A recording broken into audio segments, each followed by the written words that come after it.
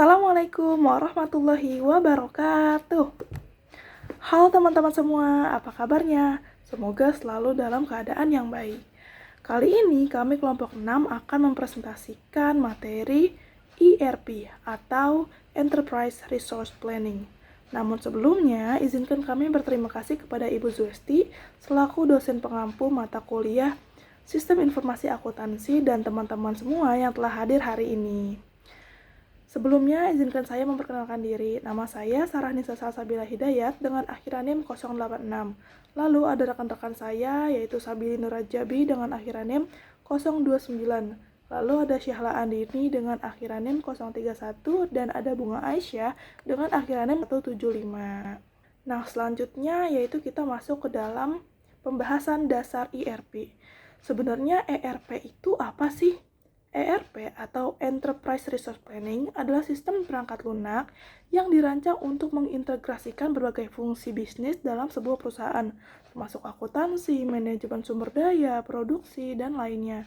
Dalam konteks sistem informasi akuntansi, ERP memungkinkan pengelolaan data keuangan secara efisien dengan mengintegrasikan modul-modul yang mendukung pengelolaan transaksi, pembuatan laporan keuangan, hingga analisis profitabilitas.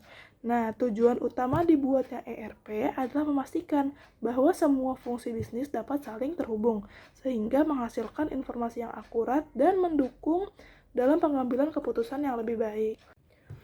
Nah, ERP itu memiliki beberapa manfaat utama. Yang pertama adalah yaitu kemampuannya untuk mengurangi kesalahan manusia.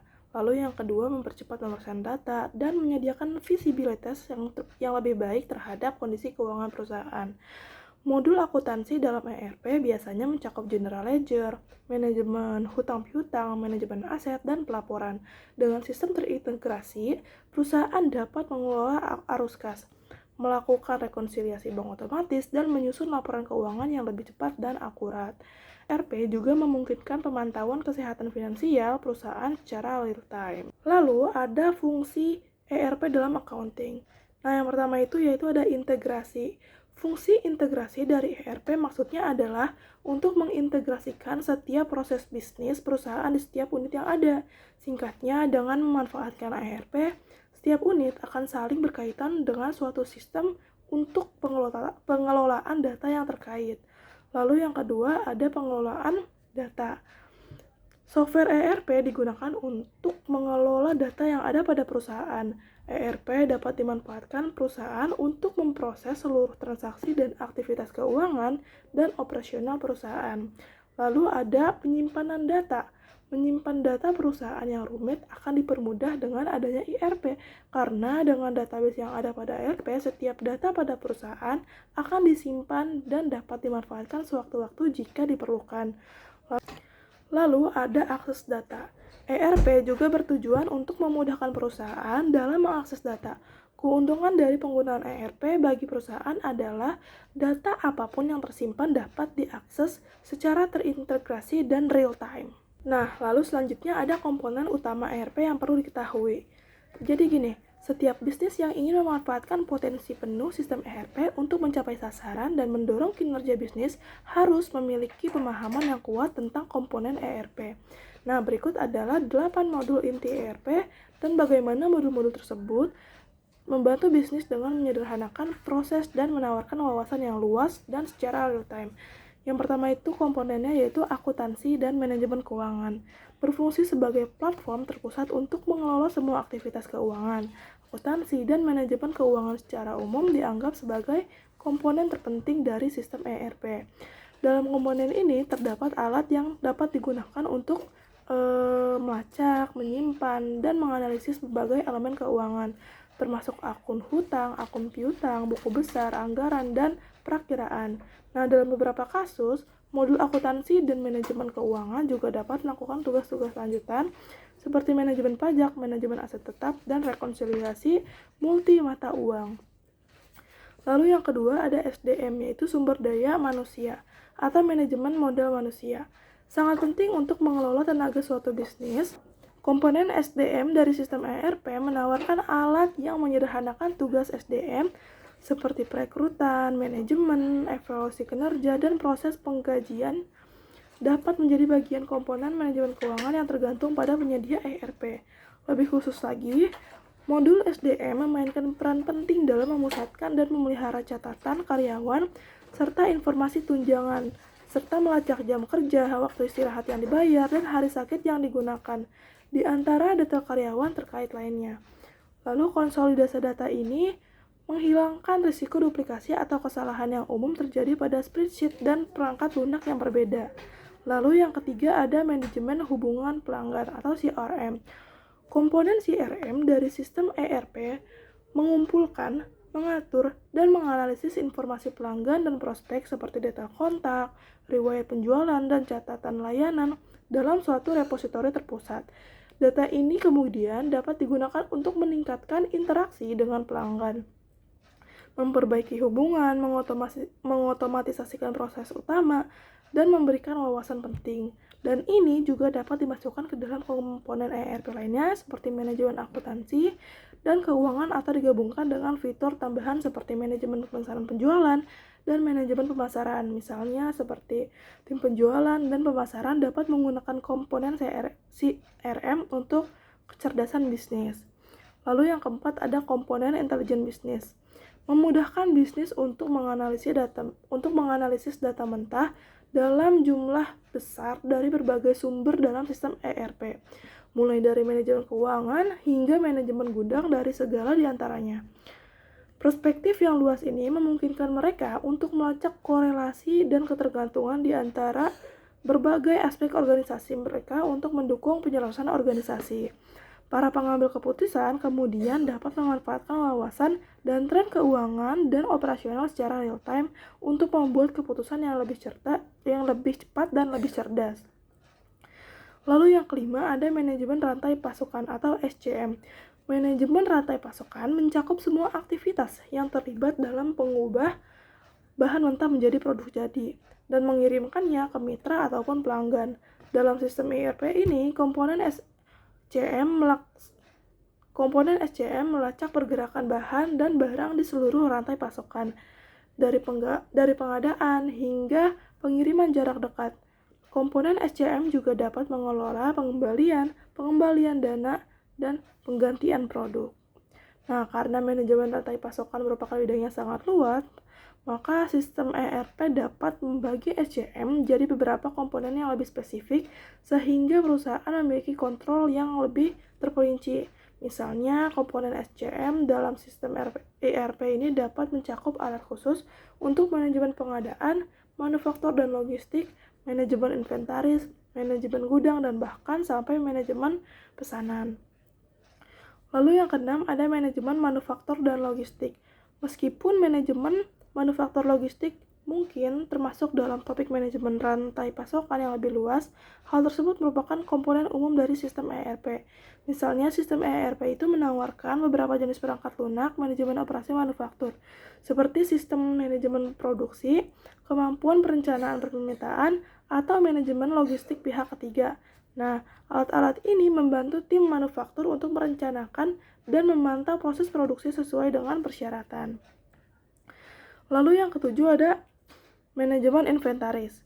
Komponen manajemen inventaris dari sistem ERP juga termasuk dalam lingkup SCM yang lebih besar, tetapi dengan fokus untuk membantu perusahaan mengoptimalkan tingkat inventaris dan meminimalkan kelebihan stok.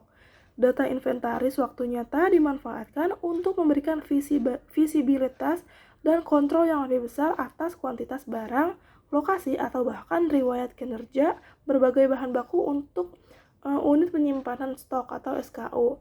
Nah, kesadaran yang lebih tinggi menginformasikan keputusan pembelian dan pemesanan ulang, yaitu dapat memangkas biaya penyimpanan dan mencegah kehabisan stok. Lalu, yang terakhir itu ada manajemen gudang. Mirip dengan manajemen inventaris, manajemen gudang mencakup proses yang terkait dengan penyimpanan, pemesanan ulang, dan pengelolaan stok. Nah, perbedaannya adalah bahwa manajemen gudang berfokus pada pergerakan stok, sedangkan manajemen inventaris melihat inventaris dari sudut pandang yang lebih luas. Nah, dalam sistem ERP, komponen manajemen gudang bertujuan untuk menyederhanakan perorganisasian, penyimpanan, dan pergerakan produk di dalam gudang perusahaan. Nah, faktor-faktor utama yang ditangani oleh manajemen gudang meliputi tata letak gudang, penanganan material, dan produktivitas tenaga kerja. Lalu berikutnya yaitu kita akan membahas jenis ERP accounting. Nah, yang pertama itu ada ERP on-premise, yang merupakan software dari ERP yang digunakan untuk perusahaan secara luring atau offline. Penggunaan ERP diintegrasikan melalui sistem yang terpasang di area tempat kerja atau perusahaan. Nah, kelemahan dari sistem ini adalah hanya dapat diakses saat kita berada di kantor. Nah, jenis yang kedua adalah ERP Cloud. ERP Cloud merupakan perkembangan mutakhir dari software dalam beberapa tahun ke belakang. Nah, ERP jenis ini memiliki beberapa kelebihan dari sistem penyimpanan data yang sudah tersimpan pada cloud. Singkatnya, dengan karakteristik tersebut, penyimpanan data akan dilakukan secara otomatis dan dapat diakses secara real time. Model-model ERP. Model-model ERP itu ada 10 macam. Yang pertama, ada model Enterprise Resources Planning, yaitu ERP yang dihosting di cloud, memungkinkan akses dari mana saja. Terus keunggulannya juga ada biaya yang lebih rendah, skalabilitas, dan pembaruan otomatis. Terus yang kedua ada on-premise ERP, yaitu sistem ERP yang diinstal dan dikelola di server lokal perusahaan. Terus keunggulannya apa sih? Keunggulannya ada kontrol penuh atas data dan kustomisasi yang lebih besar. Terus yang ketiga ada hybrid ERP, itu kombinasi antara cloud based dan on-premise ERP. Keunggulannya ada fleksibilitas dalam memilih mana yang paling sesuai untuk setiap fungsi bisnis. Terus yang keempat itu ada industri spesifik ERP, yaitu ERP yang dirancang khusus untuk sektor tertentu seperti manufaktur, retail, atau layanan kesehatan. Keunggulannya ada fitur yang lebih relevan dengan kebutuhan industri. Terus yang selanjutnya ada modular ERP. Modular ERP yaitu sistem yang memungkinkan perusahaan untuk memilih modul tertentu yang sesuai dengan kebutuhannya mereka. Terus keunggulannya ada biaya yang lebih efisien dan kemampuan untuk tumbuh seiring perkembangan perusahaan. Terus selanjutnya ada open source ERP, yaitu sistem ERP yang kode sumber terbuka, kemungkinan kustomisasi dan modifikasi. Terus keunggulannya apa sih? Ada biaya lisensi rendah dan komunitas yang aktif untuk dukungan. Terus single tenant vs multi tenant ERP. Single tenant itu setiap pelanggan memiliki instansi ERP tersendiri, sedangkan multi tenant banyak pelanggan berbagi infrastruktur yang sama, lebih efisien dalam penggunaan sumber daya. Terus selanjutnya ada real time ERP, yaitu sistem yang menawarkan analisis dan pelaporan data secara real time. Yang keunggulannya pengambilan keputusan yang lebih cepat dan responsif terhadap perubahan. Terus ada model mobile ERP, yaitu aplikasi ERP yang dioptimalkan untuk perangkat mobile. Terus keunggulannya adalah ada akses informasi penting kapan saja dan di mana saja. Terus yang terakhir ada AI-driven ERP, mengintegrasikan kecerdasan buatan untuk analisis data dan otomatisasi. Terus keunggulannya ada prediksi yang lebih baik dan efisiensi operasional. ERP dalam perusahaan ada aplikasi utamanya yang terdiri dari dua kelompok, yaitu aplikasi inti dan juga aplikasi analisis bisnis.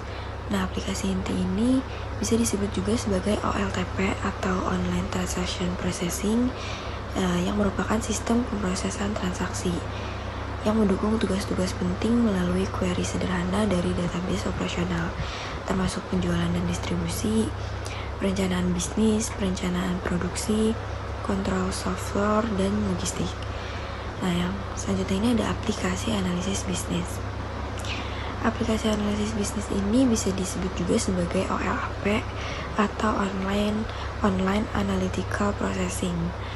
Ini tuh sebagai alat pendukung keputusan untuk tugas-tugas kritis manajemen, juga menyediakan manajemen dengan informasi waktu nyata dan memungkinkan keputusan tepat waktu untuk meningkatkan kinerja, termasuk dukungan keputusan, pemodelan, pengambilan informasi, pelaporan atau analisis ADHOC, dan analisis what if. Nah, selanjutnya ketika kita mengimplementasikan suatu sistem ERP yang akan meliputi suatu database, ini tuh perlu pembeda yang jelas, perlu dibuat pembeda antara jenis pemrosesan data yang bersaing, yaitu tadi OLTP dan OLAP. Nah, selanjutnya kita lihat perbedaannya seperti apa antara OLTP dan OLAP. Ini ada OLTP yang dia tuh melibatkan pemrosesan transaksi online sederhana dan juga cepat. Contohnya, pembaruan catatan akuntansi di beberapa tabel terkait. Terus ada sistem pemasukan pesanan memproses data pelanggan hingga transaksi penjualan. Nah, tabel yang digunakan ini ada pelanggan, faktur, dan juga item lini. Terus setiap tabel ini memiliki kunci, misalnya nomor pelanggan, untuk menghubungkan data antar tabel. Terus juga transaksinya ini meliputi pembaruan saldo pelanggan dan penambahan catatan di tabel faktur dan item lini. Yang terakhir, hubungan antara data sederhana ini hanya sedikit catatan yang diperbarui per transaksinya. Selanjutnya ada OLAP. Nah, OLAP ini mengakses jumlah data yang sangat banyak. Misalnya data penjualan beberapa tahun gitu. Terus juga menganalisis hubungan antara banyak elemen bisnis seperti penjualan, produk, wilayah geografis, dan saluran pemasaran. Terus meliputi data yang dijumlahkan atau aggregated, seperti volume, penjualan, dolar yang dianggarkan, dan juga dolar yang dibelanjakan. Terus membandingkan data yang dijumlahkan selama periode waktu hierarki, misalnya bulanan kah, atau kuartalan, atau juga bisa tahunan. Terus menyajikan data dalam sudut pandang berbeda seperti penjualan per wilayah, penjualan oleh saluran distribusi, atau penjualan per produk. Terus meliputi perhitungan rumit antara elemen data seperti keuntungan yang diharapkan sebagai suatu fungsi dari pendapatan penjualan untuk masing-masing jenis dari saluran penjualan dalam wilayah tertentu. Yang terakhir, bisa menanggapi dengan cepat permintaan pengguna sehingga mereka ini dapat mengejar suatu proses pemikiran analitikal tanpa dirintangi oleh penundaan sistem. Jadi, kesimpulan perbandingan antara OLTP dan OLAP ini, kalau OLTP ini lebih fokus ke pemrosesan transaksi harian yang cepat dan sederhana yang melibatkan sedikit data dengan struktur yang sederhana juga. Kalau OLAP ini dia itu lebih fokus ke analisis data dalam jumlah yang besar. Contoh kasusnya itu ada Pizza Domino. Distribusi Domino di AS adalah mengirimkan 338 juta pizza pada tahun 1998. Perusahaan ini memproduksi rata-rata 4,2 juta pon adonan per minggu di 8 pusat distribusi AS. Armada 160 truk membawa adonan bersama dengan produk makanan dan kertas lainnya ke 4.500 waralaba Domino AS. Domino tidak memiliki batas waktu untuk pemesanan persediaan. Oleh karena itu, waralaba dapat menelepon dan menyesuaikan pesanannya bahkan setelah truk meluncur dari pusat distribusi. Untuk membantu mengantisipasi permintaan, Domino menggunakan perangkat lunak peramalan dari Presence System Inc. yang beralih ke sistem PeopleSoft ERP mereka. Selain itu, mereka menggunakan sistem dari Nugistics Inc. untuk menjadwalkan dan mengarahkan truk pengiriman. Setiap truk memiliki sistem komputer terintegrasi yang memasukkan data ke dalam sistem waktu dan kehadiran dari Kronos Inc. yang terhubung ke modul sumber daya manusia PeopleSoft. Domino juga memiliki gudang data yang luas. Untuk mengantisipasi pasarnya, Domino melakukan penambahan data atau data mining dengan perangkat lunak dari Cognos Inc. dan Hyperion Solution Corp. Domino telah menggunakan ini dan aplikasi lain sebelum menerapkan ERP. Perusahaan tidak ingin menghentikan aplikasi yang ada, tetapi menemukan bahwa sistem lama memerlukan bidang data yang tidak disediakan oleh ERP. Misalnya, sistem jalur yang memberitahu para pengemudi truk yang menyimpan untuk mengunjungi dan dalam urutan yang bagaimana. Sistem ERP tidak memiliki kolom data untuk menentukan urutan penghentian pengiriman. Namun, sistem pergudangan membutuhkan informasi ini untuk memberitahu para pengangkat apa yang harus dimasukkan ke dalam truk dan dalam urutan yang bagaimana. Memiliki kepercayaan pada staf IT di perusahaan, manajemen Domino memutuskan untuk mengambil langkah yang relatif drastis dalam memodifikasi perangkat lunak ERP untuk memasukkan bidang-bidang ini. Oke teman-teman, sekian pemaparan materi yang dapat kami sampaikan. Jika dari antara teman-teman yang ingin bertanya, boleh silakan, sesi tanya jawab akan dibuka. Baiklah, sampailah kita di penghujung acara. Kami dari kelompok 6 memohon maaf apabila ada kesalahan atau kekurangan kata. Wabillahi taufiq wal hidayah. Wassalamualaikum warahmatullahi wabarakatuh.